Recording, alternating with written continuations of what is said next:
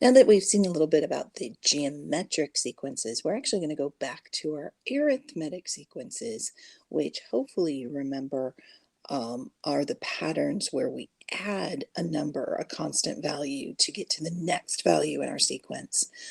Geometric, we just learned we multiply a value to get to the next number in our sequence, and sometimes there's just neither. There's not really a pattern to a sequence. We're going to look at this example for how to tell the difference between the three.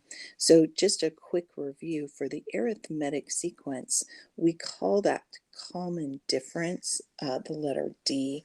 For geometric, we use the letter R. So how can you tell? And I showed you a little bit in the last lesson that you really just want to look at the pattern. And if I take a look here, it's a big leap from 9 to 27. So I'm probably not adding. I know if I multiply 3 to 9, if you're having a hard time finding that number, there's a little trick to it. If I just take the second number and divide it by the previous number, that will give me that common difference. And let's just check. If I do 27 times 3, does that give me 81? And it does, and so on. So this is a geometric sequence. And the common ratio is R. So the directions here do say to identify it and find the common difference or the common ratio. In our next problem, we're going to use that same method since it's a pretty large leap from -10 to 40.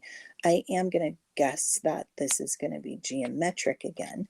I can take my 40 divided by -10, and I can see I get -4. So let's see if that pattern continues. 40 times -4 is -160. -160 times -4 does give me 640. So this is geometric again. And my common ratio is a -4. And that can happen with geometrics where we get a negative value. I'm going to ask you guys about C. What do you think about C? It's a little tricky one. Do you think C is arithmetic, geometric, or neither?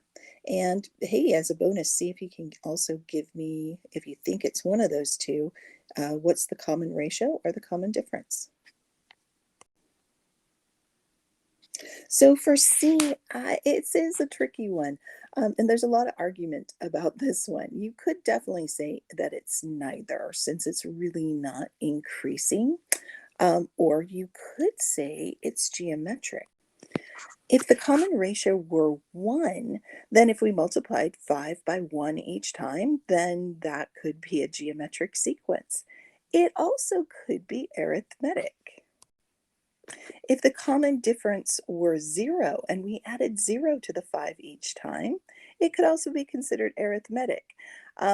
Neither is a better answer for this one because it's not really increasing, so it really wouldn't be a sequence. So it's a tricky one. You're not going to see one like that, but it's interesting to discuss. Let's try D. What do you guys think? Is that geometric, arithmetic, or neither? All right. Okay, this one, if we check it out, if we try the common difference, it looks like it went down by -4, or say it goes, and then it goes down by -6. So it's not arithmetic. We could also see if 10 divided by 14, that reduces to 5/7.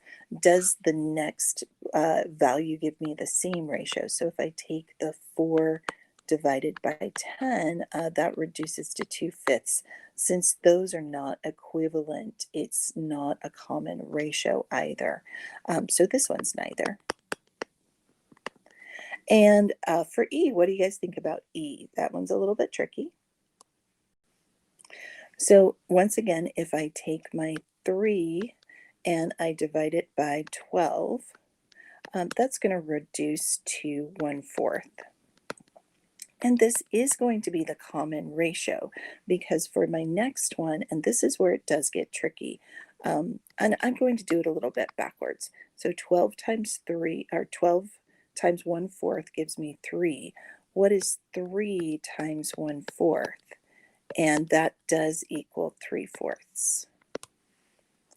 And then if we tried that again, 3/4 times 1/4 does give me 3/16. So this one does work out and is geometric. Those fractions are going to be the hardest ones for you. And finally, example F. We are going to come full circle, and it looks like I could maybe multiply by 1/2 here. 9 divided by 18 would be 1/2. But I think a better solution for this one is actually to subtract 9 because we've got that 0 there. So 9 minus 9 is going to be 0. And if we do 0 minus 9, okay, so it looks like I have a common difference this time of -9. So this one is arithmetic. Arithmetic with a common difference of -9. Just really quickly, these next two examples, just given a first term and a common ratio, what are the first 5 terms of a geometric sequence? So you can use any letter you want to for your sequence. We call this one G, but R is always going to be your ratio. So 3 times 7 is going to be 21. And then it's going to get big really, really quickly. 7 times 1 is 7. And 7 times 2 is 14, 147. And then our next value is 1029 when we multiply by 7 again. This gets rather big rather quickly. And finally, our fifth number is 7,203. Geometric sequences can grow very, very quickly. For example B, we're going to start our first term with 0.8, and then our ratio is -5. So when I multiply those, I'm going to get flip-flopping negatives. Keeping the decimals are optional, but I like to do it. So -4 times -5 is going to now give me a positive 20. 20 times -5 would give me -100, and then -5 times -100, positive 500. And that's how you create a geometric sequence.